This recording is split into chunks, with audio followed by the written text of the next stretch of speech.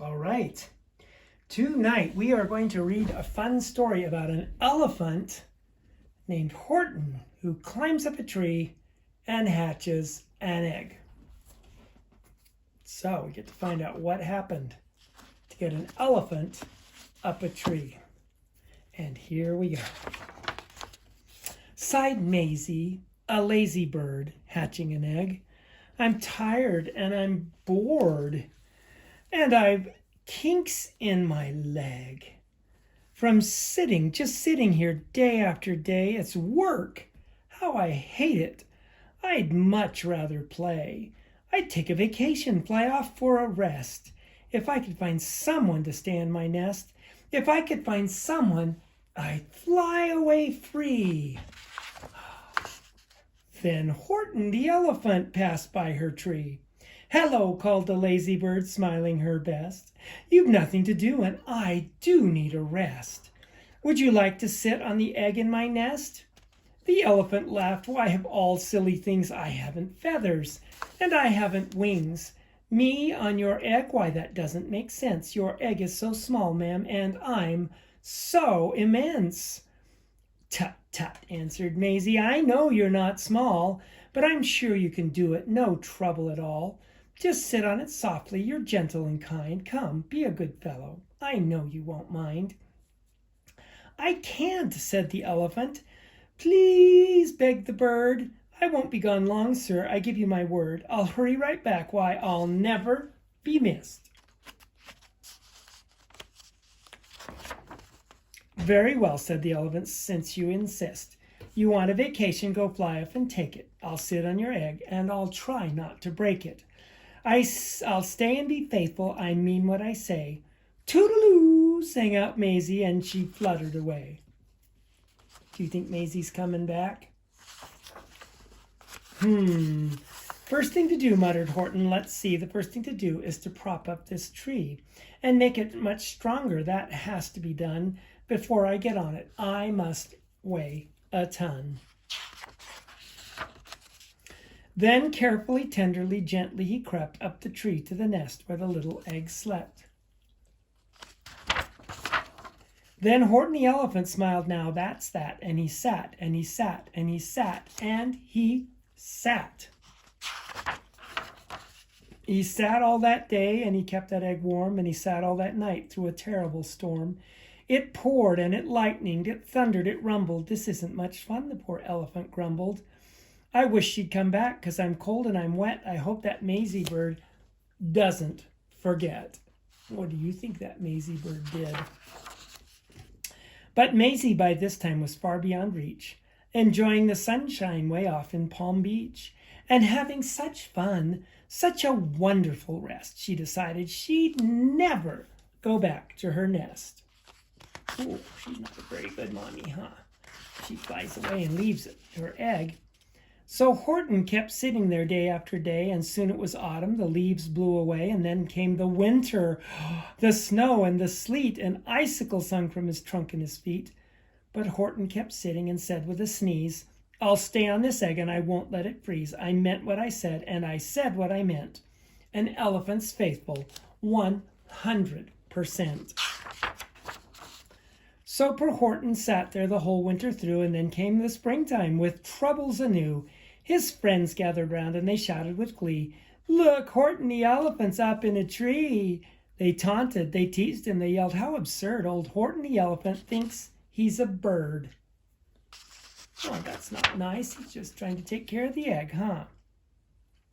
They laughed, and they all ran away, and Horton was lonely. He wanted to play. But he sat on the egg and continued to say, I meant what I said, and I said what I meant. An elephant's faithful, 100%.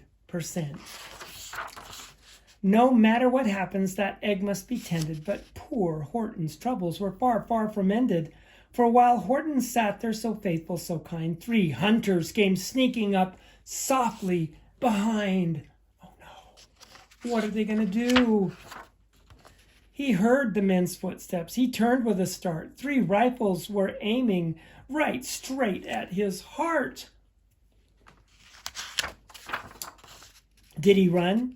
He did not. Horton stayed on that nest, and he held his head high, and he threw out his chest, And he looked at the hunters as much as to say, shoot if you must, but I won't run away. I meant what I said, and I said what I meant. An elephant's faithful, 100%. But the men didn't shoot. Much to Horton's surprise, they dropped their 3 guns, and they stared with wide eyes. Look, they all shouted, can such a thing be, an elephant sitting on top of a tree? It's strange, it's amazing, it's wonderful, new. Don't shoot him, we'll catch him, that's just what we'll do. Let's take him alive, why he's terribly funny. We'll sell him back home to a circus for money. And the first thing he knew, they had built a big wagon with ropes on the front for the pullers to drag on. They dug up his tree and they put it inside, with Horton so sad that he practically cried. We're off, the men shouted, and off they all went, with Horton unhappy 100%. Up out of the jungle, up into the sky, up over the mountains, 10,000 feet high. Up, down, down the mountains, and down to the sea went the cart with the elephant egg nest and tree. And then out of the wagon and onto a ship and over the ocean, and oh, what a trip, rolling and tossing and splashed with the spray. And Horton said day after day after day, I meant what I said, and I said what I meant, but oh, am I seasick, 100%. After bobbing around for 2 weeks like a cork, they landed at last in the town of New York. All ashore, the men shouted, and down with a lurch went Horton the elephant, still on his perch, tied onto a board that could just scarcely hold him. Bump! Horton landed, and then the men sold him. Sold to a circus. Then week after week, they showed him to people at 10 cents a peek. They took him to Boston, to Kalamazoo, Chicago, Weehawken, and Washington too, to Dayton, Ohio, St. Paul, Minnesota, to Wichita, Kansas, to Drake, North Dakota. And everywhere thousands of folks flocked to see and laugh at the elephant up in a tree. Poor Horton grew sadder the further he went, but he said as he sat in that hot, noisy tent, I meant what I said, and I said what I meant, and an elephant's faithful 100%. Then one day the circus show happened to reach a town way down south, not far from Palm Beach, and dawdling along way up high in the sky, who of all people should chance to fly by, but that old good-for-nothing bird runaway Maisie, still on vacation and still just as lazy. And spying the flags in the tents just below, she sang out, what fun, why, I'll go to the show. She swooped from the clouds through an open tent door. Good gracious, gasped Maisie, I've seen you before. Poor Horton looked up with his face white as chalk. He started to speak, but before he could talk, there rang out the noisiest ear-splitting squeaks from the egg that he'd sat on for 51 weeks. A thumping, a bumping, a wild alive scratching. My egg, shouted Horton. My egg, why, it's hatching. But it's mine, screamed the bird when she heard the egg crack. The work was all done, now she wanted it back. It's my egg, she sputtered. You stole it from me. Get off my nest and get out of my tree. Poor Horton backed down with a sad, heavy heart. But at that very instant, the egg burst apart, and out of the pieces of red and white shell from the egg that he'd sat on so long and so well, Horton saw something whiz. It had ears and a tail and a trunk, just like his. And the people came shouting, what's all this about? They looked and they stared with their eyes popping out. Then they cheered and they cheered and they cheered more and more. They'd never seen anything like it before. My goodness, my gracious, they shouted. My word, it's something brand new. It's an elephant bird. And it should be like that, because Horton was faithful. He sat and he sat. He meant what he said, and he said what he meant. And they sent him home happy, 100%. Love you guys. This story is about a turtle who gets too big for his britches. It's called Yertle the Turtle. So here we go. Yertle the Turtle. In a faraway land of Salamasond, Yertle the Turtle was king of the pond. A nice little pond. It was clean. It was neat. The water was warm and there was plenty to eat. The turtles had everything turtles might need. And they were all happy, quite happy indeed. Is this turtle Sloppy Joe? Maybe. We'll see. They were until Yertle, the king of them all, decided the kingdom he ruled was too small. I'm ruler, said Yertle, of all that I see, but I don't see enough. That's the trouble with me. With this stone for a throne, I can look down on my pond, but I cannot look down on the places beyond. The throne that I sit in is too low down. It ought to be higher, he said with a frown. If I could sit high, how much greater I'd be. What a king! I'd be ruler of all that I see. So Yertle the Turtle King lifted his hand, and Yertle the Turtle King gave a command. He ordered 9 turtles to swim to his stone, and using these turtles he built a new throne. And he made each turtle stand on one another's back, and he piled them all in a 9-turtle stack. And then Yertle climbed up, and he sat down on the pile. What a wonderful view! He could see most a mile. All mine, Yertle cried. Oh, the things I now rule. I'm king of a cow, and I'm king of a mule. I'm king of a house, and what's more beyond that, I'm king of a blueberry bush and a cat. I'm Yertle the Turtle, oh marvelous me, for I am the ruler of all that I see. And all through that morning he sat there high up, saying over and over, a great king am I, until long about noon. Then he heard a faint sigh. What's that? Snapped the king, and he looked down the stack, and he saw at the bottom a turtle named Mac, just a part of his throne. And this plain little turtle looked up, and he said, Beg your pardon, King Yertle, I've pains in my back from my shoulders and knees. How long must we stand here, your majesty, please? Silence, the king of the turtles barked back. I'm king, and you're only a turtle named Mac. You stay in your place while I sit here and rule. For I'm king of a cow, and I'm king of a mule, and I'm king of a house and a bush and a cat. But that isn't all. I'll do better than that. My throne shall be higher, his royal voice thundered. So pile up more turtles. I want about 200.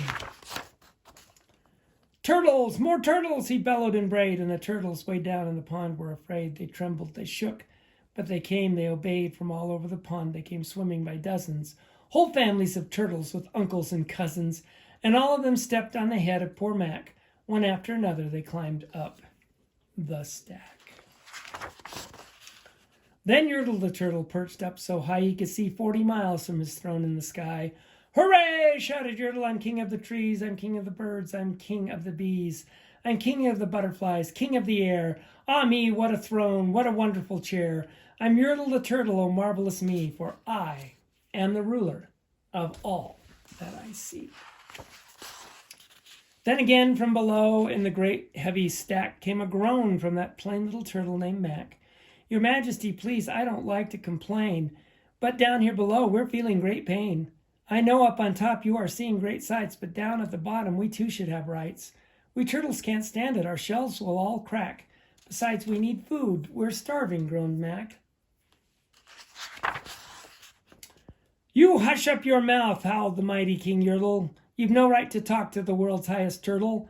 I rule from the clouds, over land, over sea. There's nothing, no nothing, that's higher than me. But while he was shouting, he saw with surprise that the moon of the evening was starting to rise up over his head in the darkening skies. What's that? Snorted Yertle. Say, what is that thing that dares to be higher than Yertle the king? I shall not allow it. I'll go higher still. I'll build my throne higher. I can and I will. I'll call some more turtles. I'll stack them to heaven. I need about 5,607. Do you think he can get to the moon with 5,607 turtles? But as Yertle, the Turtle King, lifted his hand and started to order and give the command, that plain little turtle below in the stack, that plain little turtle whose name was just Mac, decided he'd taken enough, and he had.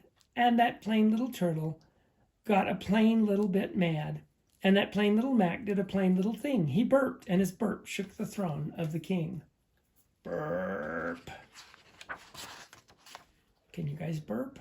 I know you can. And Yertle the Turtle, the king of the trees, the king of the air and the birds and the bees, the king of a house and a cow and a mule, well, that was the end of the Turtle King's rule. For Yertle, the king of all Salamasan, fell off his high throne and fell plunk in the pond. And today the great Yertle, that marvelous he, is king of the mud, that's all he can see. And the turtles, of course, as all turtles should be. And that turtles, let me start again, sorry guys. And today the great Yertle, that marvelous he, is king of the mud, that is all he can see. And the turtles, of course, all the turtles are free, as turtles and maybe all creatures should be. The end. Love you guys.